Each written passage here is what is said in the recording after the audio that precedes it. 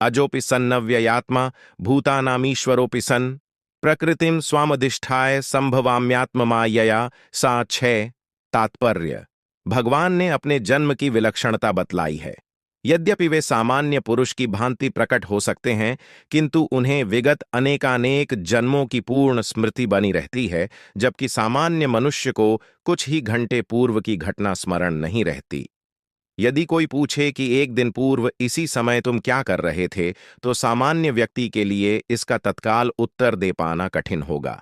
उसे इसको स्मरण करने के लिए अपनी बुद्धि को कुरेदना पड़ेगा कि वह कल इसी समय क्या कर रहा था। फिर भी लोग प्रायः अपने को ईश्वर या कृष्ण घोषित करते रहते हैं। मनुष्य को ऐसी निरर्थक घोषणाओं से भ्रमित नहीं होना चाहिए। अब भगवान दोबारा अपनी प्रकृति या स्वरूप की व्याख्या करते हैं। प्रकृति का अर्थ स्वभाव तथा स्वरूप दोनों है। भगवान कहते हैं कि वे अपने ही शरीर में प्रकट होते हैं। वे सामान्य जीव की भांति शरीर परिवर्तन नहीं करते। इस जन्म में बद्ध जीव का एक प्रकार का शरीर हो सकता है, किंतु अगले जन्म में दूसरा शरीर रहता है। भौतिक जगत में जीव का कोई स्थायी शरीर नहीं है, अपितु वह एक शरीर से दूसरे में देहांतरण करता रहता है। किंतु भगवान ऐसा नहीं करते। जब भी वे प्रकट होते हैं तो अपनी अंतरंगा शक्ति से वे अपने उसी आद्य शरीर में प्रकट होते हैं। दूसरे शब्दों में, श्री कृष्ण इस जगत में अपने आदि शाश्वत स्वरूप में दो भुजाओं में बांसुरी धारण किए अवतरित होते हैं। वे इस भौतिक जगत से निष्कलुषित रहकर अपने शाश्वत शरीर सहित प्रकट होते हैं। यद्यपि वे अपने उसी दिव्य शरीर में प्रकट होते हैं और ब्रह्मांड के स्वामी होते हैं, तो भी ऐसा लगता है कि वे सामान्य जीव की भांति प्रकट हो रहे हैं। यद्यपि उनका शरीर भौतिक शरीर की भांति क्षीण नहीं होता, फिर भी ऐसा प्रतीत होता है कि भगवान कृष्ण बालपन से कुमारावस्था तथा कुमारावस्था से तरुणावस्था प्राप्त करते हैं। किंतु आश्चर्य तो यह है कि वे कभी युवावस्था से आगे नहीं बढ़ते। कुरुक्षेत्र युद्ध के समय उनके अनेक पौत्र थे, या दूसरे शब्दों में वे भौतिक गणना के अनुसार काफी वृद्ध थे, फिर भी वे 20-25 वर्ष के युवक जैसे लगते थे। हमें कृष्ण की वृद्धावस्था का कोई चित्र नहीं दिखता, क्योंकि वे कभी भी हमारे समान वृद्ध नहीं होते। यद्यपि वे तीनों काल में, भूत, वर्तमान तथा भविष्यकाल में सबसे वयोवृद्ध पुरुष हैं। न तो उनका शरीर और न ही बुद्धि कभी क्षीण होती या बदलती है। अतः यह स्पष्ट है कि इस जगत में रहते हुए भी वे उसी अजन्मा सच्चिदानंद रूप वाले हैं, जिनके दिव्य शरीर तथा बुद्धि में कोई परिवर्तन नहीं होता। वस्तुतः उनका आविर्भाव और तिरोभाव सूर्य के उदय तथा अस्त के समान है, जो हमारे सामने से घूमता हुआ हमारी दृष्टि से ओझल हो जाता है। जब सूर्य हमारी दृष्टि से ओझल रहता है तो हम सोचते हैं कि सूर्य अस्त हो गया है, और जब वह हमारे समक्ष होता है तो हम सोचते हैं कि वह क्षितिज में है। वस्तुतः सूर्य स्थिर है, किंतु अपनी अपूर्ण एवं त्रुटिपूर्ण इंद्रियों के कारण हम सूर्य को उदय और अस्त होते परिकल्पित करते हैं। और चूंकि भगवान का प्राकट्य तथा तिरोधान सामान्य जीव से भिन्न है, अतः स्पष्ट है कि वे शाश्वत हैं, अपनी अंतरंगा शक्ति के कारण आनंद स्वरूप हैं और इस भौतिक प्रकृति द्वारा कभी कलुषित नहीं होते। वेदों द्वारा भी पुष्टि की जाती है कि भगवान अजन्मा होकर भी अनेक रूपों में अवतरित होते रहते हैं। वैदिक साहित्यों से भी पुष्टि होती है कि यद्यपि भगवान जन्म लेते प्रतीत होते हैं, किंतु तो भी वे शरीर परिवर्तन नहीं करते। श्रीमद् भागवत में वे अपनी माता के समक्ष नारायण रूप में 4 भुजाओं तथा षड्पेशवयों से युक्त होकर प्रकट होते हैं। उनका आद्य शाश्वत रूप में प्राकट्य उनकी अहेतुकी कृपा है, जो जीवों को प्रदान की जाती है, जिससे वे भगवान के यथारूप में अपना ध्यान केंद्रित कर सकें, न कि निर्विशेषवादियों द्वारा मनोधर्म या कल्पनाओं पर आधारित रूप में। विश्वकोश के अनुसार माया या आत्म माया शब्द भगवान की अहेतुकी कृपा का सूचक है। भगवान अपने समस्त पूर्व आविर्भाव तिरोभावों से अवगत रहते हैं, किंतु सामान्य जीव को जैसे ही नवीन शरीर प्राप्त होता है, वह अपने पूर्व शरीर के विषय में सब कुछ भूल जाता है। वे समस्त जीवों के स्वामी हैं, क्योंकि इस धरा पर रहते हुए वे आश्चर्यजनक तथा अतिमानवीय लीलाएं करते रहते हैं। अतः भगवान निरंतर वही परम सत्य रूप हैं, और उनके स्वरूप तथा आत्मा में या उनके गुण तथा शरीर में कोई अंतर नहीं होता। अब यह प्रश्न किया जा सकता है कि इस संसार में भगवान क्यों आविर्भूत और तिरोभूत होते रहते हैं। अगले श्लोक में इसकी व्याख्या की गई है। यदा यदा हि धर्मस्य ग्लानिर्भवति भारत अभ्युत्थानम धर्मस्य तदात्मानं सृजाम्यहम्। आंडिक 7। हे भरतवंशी, जब भी और जहां भी धर्म का पतन होता है और अधर्म की प्रधानता होने लगती है, तब तब मैं अवतार लेता हूं। तात्पर्य: यहां पर सृजामि शब्द महत्वपूर्ण है। सृजामि सृष्टि के अर्थ में नहीं प्रयुक्त हो सकता, क्योंकि पिछले श्लोक के अनुसार भगवान के स्वरूप या शरीर की सृष्टि नहीं होती, क्योंकि उनके सारे स्वरूप शाश्वत रूप से विद्यमान रहने वाले हैं। अतः सृजामि का अर्थ है कि भगवान स्वयं यथा रूप में प्रकट होते हैं। यद्यपि भगवान कार्यक्रमानुसार अर्थात ब्रह्मा के एक दिन में, 7वें मनु के 28वें युग में, द्वापर के अंत में प्रकट होते हैं, किंतु वे इस नियम का पालन करने के लिए बाध्य नहीं हैं, क्योंकि वे स्वेच्छा से कर्म करने के लिए स्वतंत्र हैं। अतः जब भी अधर्म की प्रधानता तथा धर्म का लोप होने लगता है, तो वे स्वेच्छा से प्रकट होते हैं। धर्म के नियम वेदों में दिए हुए हैं, और यदि इन नियमों के पालन में कोई त्रुटि आती है तो मनुष्य अधार्मिक हो जाता है। श्रीमद् भागवत में बताया गया है कि ऐसे नियम भगवान के नियम हैं। केवल भगवान ही किसी धर्म की व्यवस्था कर सकते हैं। वेद भी मूलतः ब्रह्मा के हृदय में से भगवान द्वारा उच्चरित माने जाते हैं। अतः धर्म के नियम भगवान प्रत्यक्ष आदेश हैं। धर्म तु साक्षात भगवत प्रणीतम। भगवत गीता में आद्योपांत इन्हीं नियमों का संकेत है। वेदों का उद्देश्य परमेश्वर के आदेशानुसार ऐसे नियमों की स्थापना करना है, और गीता के अंत में भगवान स्वयं आदेश देते हैं कि सर्वोच्च धर्म उनकी ही शरण ग्रहण करना है। वैदिक नियम जीव को पूर्ण शरणागति की ओर अग्रसर कराने वाले हैं, और जब भी असुरों द्वारा इन नियमों में व्यवधान आता है, तभी भगवान प्रकट होते हैं। श्रीमद्भागवत पुराण से हम जानते हैं कि बुद्ध कृष्ण के अवतार हैं, जिनका प्रादुर्भाव उस समय हुआ जब भौतिकतावाद का बोलबाला था और भौतिकतावादी लोग वेदों को प्रमाण बनाकर उसकी आड़ ले रहे थे। यद्यपि वेदों में विशिष्ट कार्यों के लिए पशु बलि के विषय में कुछ सीमित विधान थे, किंतु आसुरी वृत्ति वाले लोग वैदिक नियमों का संदर्भ दिए बिना पशु बलि को अपनाए हुए थे। भगवान बुद्ध इस अनाचार को रोकने तथा अहिंसा के वैदिक नियमों की स्थापना करने के लिए अवतरित हुए। अतः भगवान के प्रत्येक अवतार का विशेष उद्देश्य होता है, और इन सब का वर्णन शास्त्रों में हुआ है। यह तथ्य नहीं है कि केवल भारत की धरती में भगवान अवतरित होते हैं। वे कहीं भी और किसी भी काल में इच्छा होने पर प्रकट हो सकते हैं। वे प्रत्येक अवतार लेने पर धर्म के विषय में उतना ही कहते हैं जितना कि उस परिस्थिति में जन समुदाय विशेष समझ सकता है, लेकिन उद्देश्य एक ही रहता है: लोगों को ईश भावना भावित करना तथा धार्मिक नियमों के प्रति आज्ञाकारी बनाना। कभी वे स्वयं प्रकट होते हैं तो कभी अपने प्रामाणिक प्रतिनिधि को अपने पुत्र या दास के रूप में भेजते हैं, या वेश बदलकर स्वयं ही प्रकट होते हैं। भगवत गीता के सिद्धांत अर्जुन से कहे गए थे, अतः वे किसी भी महापुरुष के प्रति हो सकते थे, क्योंकि अर्जुन संसार के अन्य भागों के सामान्य पुरुषों की अपेक्षा अधिक जागरूक था। 2 और 2 मिलकर 4 होते हैं। यह गणितीय नियम प्राथमिक कक्षा के विद्यार्थी के लिए उतना ही सत्य है जितना कि उच्च कक्षा के विद्यार्थी के लिए। तो भी गणित उच्च स्तर तथा निम्न स्तर का होता है। अतः भगवान प्रत्येक अवतार में एक जैसे सिद्धांतों की शिक्षा देते हैं, जो परिस्थितियों के अनुसार उच्च या निम्न प्रतीत होते हैं।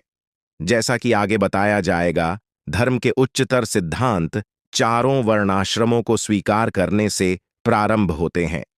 अवतारों का एकमात्र उद्देश्य सर्वत्र कृष्ण भावनामृत को उद्बोधित करना है। परिस्थिति के अनुसार यह भावनामृत प्रकट तथा अप्रकट होता है। परित्राणाय साधूनां विनाशाय च दुष्कृताम धर्म संस्थापनार्थाय संभवामि युगे युगे। 8 भक्तों का उद्धार करने, दुष्टों का विनाश करने तथा धर्म की फिर से स्थापना करने के लिए मैं हर युग में प्रकट होता हूं। तात्पर्य: भगवद गीता के अनुसार साधु पवित्र पुरुष कृष्ण भावना भावित व्यक्ति है। अधार्मिक लगने वाले व्यक्ति में भी यदि पूर्ण कृष्ण चेतना हो तो उसे साधु समझना चाहिए। दुष्कृताम उन व्यक्तियों के लिए आया है जो कृष्ण भावना मृत की परवाह नहीं करते। ऐसे दुष्कृताम या उपद्रवी मूर्ख तथा अधम व्यक्ति कहलाते हैं, भले ही वे सांसारिक शिक्षा से विभूषित क्यों न हों। इसके विपरीत यदि कोई 100% कृष्ण भावनामृत में लगा रहता है तो वह विद्वान या सुसंस्कृत न भी हो, फिर भी वह साधु माना जाता है। जहां तक अनीश्वरवादियों का प्रश्न है, भगवान के लिए आवश्यक नहीं कि वे इनके विनाश के लिए उस रूप में अवतरित हों जिस रूप में वे रावण तथा कंस का वध करने के लिए हुए थे। भगवान के ऐसे अनेक अनुचर हैं जो असुरों का संहार करने में सक्षम हैं, किंतु भगवान तो अपने उन निष्काम भक्तों को तुष्ट करने के लिए विशेष रूप से अवतार लेते हैं जो असुरों द्वारा निरंतर तंग किए जाते हैं। असुर भक्त को तंग करता है, भले ही वह उसका सगा संबंधी क्यों न हो। यद्यपि प्रहलाद महाराज हिरण्यकशिपु के पुत्र थे, किंतु तो भी वे अपने पिता द्वारा उत्पीड़ित थे। इसी प्रकार कृष्ण की माता देवकी यद्यपि कंस की बहन थीं, किंतु उन्हें तथा उनके पति वसुदेव को इसलिए दंडित किया गया था क्योंकि उनसे कृष्ण को जन्म लेना था। अतः भगवान कृष्ण मुख्यतः देवकी के उद्धार करने के लिए प्रकट हुए थे, कंस को मारने के लिए नहीं। किंतु ये दोनों कार्य एक साथ संपन्न हो गए। अतः यह कहा जाता है कि भगवान भक्त का उद्धार करने तथा दुष्ट असुरों का संहार करने के लिए विभिन्न अवतार लेते हैं। कृष्णदास कविराज कृत चैतन्य चरितामृत के निम्नलिखित श्लोकों मध्य 20.263 से 264 से अवतार के सिद्धांतों का सारांश प्रकट होता है। सृष्टि हेतु ए मूर्ति प्रपंचे अवतरे, सेई ईश्वर मूर्ति अवतार नाम धरे, मायातीत परव्यों में सबार अवस्थान, विश्व अवतरी धरे अवतार नाम। अवतार अथवा ईश्वर का अवतार भगवत धाम से भौतिक प्राकट्य हेतु होता है। ईश्वर का वह विशिष्ट रूप जो इस प्रकार अवतरित होता है अवतार कहलाता है। ऐसे अवतार भगवत धाम में स्थित रहते हैं। जब वे भौतिक सृष्टि में उतरते हैं तो उन्हें अवतार कहा जाता है। अवतार कई तरह के होते हैं, यथा पुरुषावतार, गुणावतार, लीलावतार, शक्त्याम वेश अवतार, मनवंतर अवतार तथा युगावतार। इन सब का इस ब्रह्मांड में शामानुसार अवतरण होता है, किंतु भगवान कृष्ण आदि भगवान हैं और समस्त अवतारों के उद्गम हैं। भगवान श्री कृष्ण शुद्ध भक्तों की चिंताओं को दूर करने के विशिष्ट प्रयोजन से अवतार लेते हैं, जो उन्हें उनकी मूल वृंदावन लीलाओं के रूप में देखने के उत्सुक रहते हैं। अतः कृष्ण अवतार का मूल उद्देश्य अपने निष्काम भक्तों को प्रसन्न करना है। भगवान का वचन है कि वे प्रत्येक युग में अवतरित होते रहते हैं। इससे सूचित होता है कि वे कलयुग में भी अवतार लेते हैं। जैसा कि श्रीमद् भागवत में कहा गया है कि कलियुग के अवतार भगवान चैतन्य महाप्रभु हैं, जिन्होंने संकीर्तन आंदोलन के द्वारा कृष्ण पूजा का प्रसार किया और पूरे भारत में कृष्ण भावनामृत का विस्तार किया। उन्होंने यह भविष्यवाणी की कि संकीर्तन की यह संस्कृति सारे विश्व के नगर नगर तथा ग्राम ग्राम में फैलेगी। भगवान चैतन्य को गुप्त रूप में किंतु प्रकट रूप में नहीं, उपनिषदों, महाभारत तथा भागवत जैसे शास्त्रों के गुह्य अंशों में वर्णित किया गया है। भगवान कृष्ण के भक्तगण भगवान चैतन्य के संकीर्तन आंदोलन द्वारा अत्यधिक आकर्षित रहते हैं। भगवान का यह अवतार दुष्टों का विनाश नहीं करता, अपितु अपनी अहेतुकी कृपा से उनका उद्धार करता है। जन्म कर्म च में दिव्यमेवं यो वेत्ति तत्वतः त्यक्त्वा देहम पुनर्जन्म नैति मामिति सो अर्जुन। 9 तात्पर्य। छठे श्लोक में भगवान के दिव्य धाम से उनके अवतरण की व्याख्या हो चुकी है। जो मनुष्य भगवान के आविर्भाव के सत्य को समझ लेता है वह इस भवबंधन से मुक्त हो जाता है और इस शरीर को छोड़ते ही वह तुरंत भगवान के धाम को लौट जाता है। भवबंधन से जीव की ऐसी मुक्ति सरल नहीं है। निर्विशेषवादी तथा योगीजन पर्याप्त कष्ट तथा अनेकानेक जन्मों के बाद ही मुक्ति प्राप्त कर पाते हैं।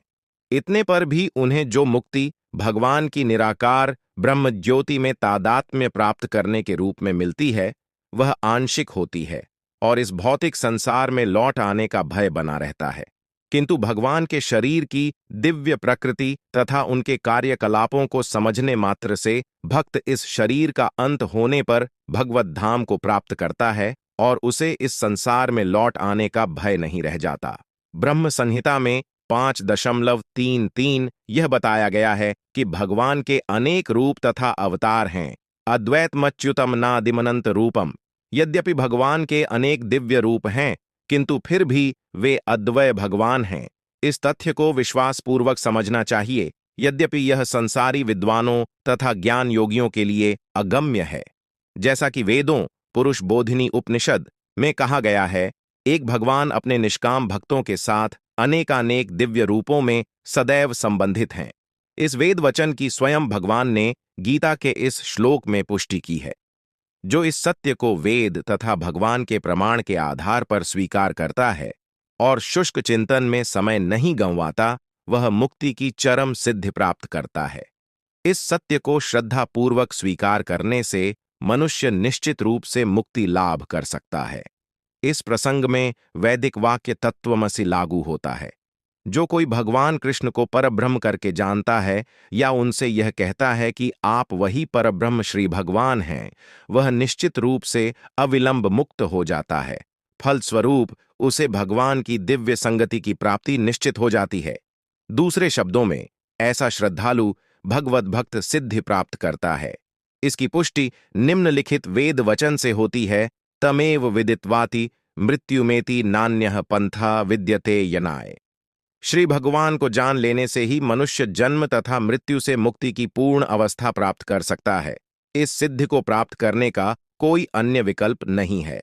श्वेताश्वतर उपनिषद 3:8। इसका कोई विकल्प नहीं है का अर्थ यही है कि जो श्री कृष्ण को श्री भगवान के रूप में नहीं मानता, वह अवश्य ही तमोगुणी है और मधुपात्र को केवल बाहर से छांटकर या भगवद गीता की विद्वत्ता पूर्ण संसारी विवेचना करके मोक्ष प्राप्त नहीं कर सकता। ऐसे शुष्क दार्शनिक भौतिक जगत में महत्वपूर्ण भूमिका निभाने वाले हो सकते हैं, किंतु वे मुक्ति के अधिकारी नहीं होते। ऐसे अभिमानी संसारी विद्वानों को भगवत भक्त की अहेतुकी कृपा की प्रतीक्षा करनी पड़ती है। अतः मनुष्य को चाहिए कि श्रद्धा तथा ज्ञान के साथ कृष्ण भावनामृत का अनुशीलन करे और सिद्धि प्राप्त करने का यही उपाय है। वीतराग भय क्रोधा मनमया मामुपाश्रिता बहिवो ज्ञान तपसा पूता मद भावमागता। 10। तात्पर्य।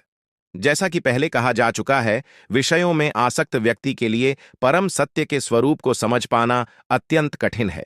सामान्यतया जो लोग देहात्म बुद्धि में आसक्त होते हैं, वे भौतिकतावाद में इतने लीन रहते हैं कि उनके लिए यह समझ पाना असंभव सा है कि परमात्मा व्यक्ति भी हो सकता है।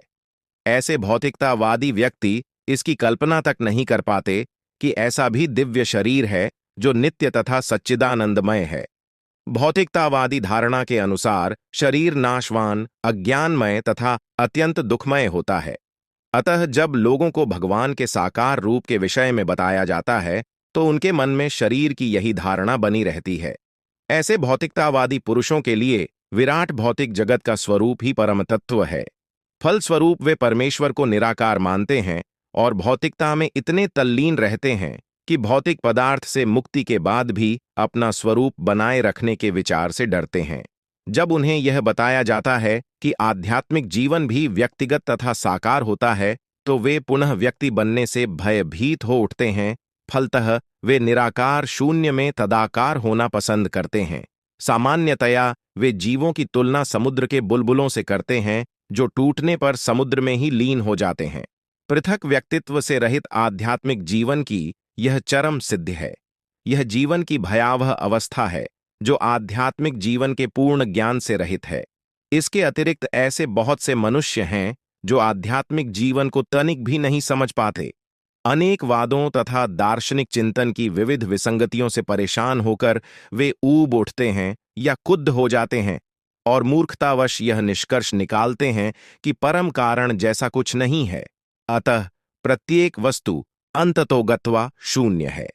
ऐसे लोग जीवन की रुग्णावस्था में होते हैं। कुछ लोग भौतिकता में इतने आसक्त रहते हैं कि वे आध्यात्मिक जीवन की ओर कोई ध्यान नहीं देते, और कुछ लोग तो निराशावश सभी प्रकार के आध्यात्मिक चिंतनों से क्रुद्ध होकर प्रत्येक वस्तु पर अविश्वास करने लगते हैं। इस अंतिम कोटि के लोग किसी न किसी मादक वस्तु का सहारा लेते हैं और उनके मति विभ्रम को कभी कभी आध्यात्मिक दृष्टि मान लिया जाता है। मनुष्य को भौतिक जगत के प्रति आसक्ति की तीनों अवस्थाओं से छुटकारा पाना होता है। ये हैं आध्यात्मिक जीवन की उपेक्षा, आध्यात्मिक साकार रूप का भय तथा जीवन की हताशा से उत्पन्न शून्यवाद की कल्पना। जीवन की इन तीनों अवस्थाओं से छुटकारा पाने के लिए प्रामाणिक गुरु के निर्देशन में भगवान की शरण ग्रहण करना और भक्तिमय जीवन के नियम तथा विधि विधानों का पालन करना आवश्यक है। भक्तिमय जीवन की अंतिम अवस्था भाव या दिव्य ईश्वरीय प्रेम कहलाती है। भक्ति रसामृत सिंधु 1.4-15-16 के अनुसार भक्ति का विज्ञान इस प्रकार है। आदौ श्रद्धा ततः साधु संगोथ भजन क्रिया ततो निर्थ निवृत्तिय स्यात्ततो निष्ठा रुचिस्ततः न्यू अथासक्तिस्ततो भावस्ततः प्रेमाभ्युधंचति साधका नामयम प्रेमणः प्रादुर्भावे भवेत क्रमः। प्रारंभ में आत्म साक्षात्कार की सामान्य इच्छा होनी चाहिए। इससे मनुष्य ऐसे व्यक्तियों की संगति करने का प्रयास करता है जो आध्यात्मिक दृष्टि से उठे हुए हैं। अगली अवस्था में गुरु से दीक्षित होकर नवदीक्षित भक्त उसके आदेशानुसार भक्ति योग प्रारंभ करता है। इस प्रकार सद्गुरु के निर्देश में भक्ति करते हुए वह समस्त भौतिक आसक्ति से मुक्त हो जाता है। उसके आत्म साक्षात्कार में स्थिरता आती है और वह श्री भगवान कृष्ण के विषय में श्रवण करने के लिए रुचि विकसित करता है। इस रुचि से आगे चलकर कृष्ण भावनामृत में आसक्ति उत्पन्न होती है, जो भाव में अथवा भगवत प्रेम के प्रथम सोपान में परिपक्व होती है। ईश्वर के प्रति प्रेम ही जीवन की सार्थकता है। प्रेम अवस्था में भक्त भगवान की दिव्य प्रेमा भक्ति में निरंतर लीन रहता है। अतः भक्ति की मंद विधि से प्रामाणिक गुरु के निर्देश में सर्वोच्च अवस्था प्राप्त की जा सकती है और समस्त भौतिक आसक्ति व्यक्तिगत आध्यात्मिक स्वरूप के भय तथा शून्यवाद से उत्पन्न हताशा से मुक्त हुआ जा सकता है। तभी मनुष्य को अंत में भगवान के धाम की प्राप्ति हो सकती है।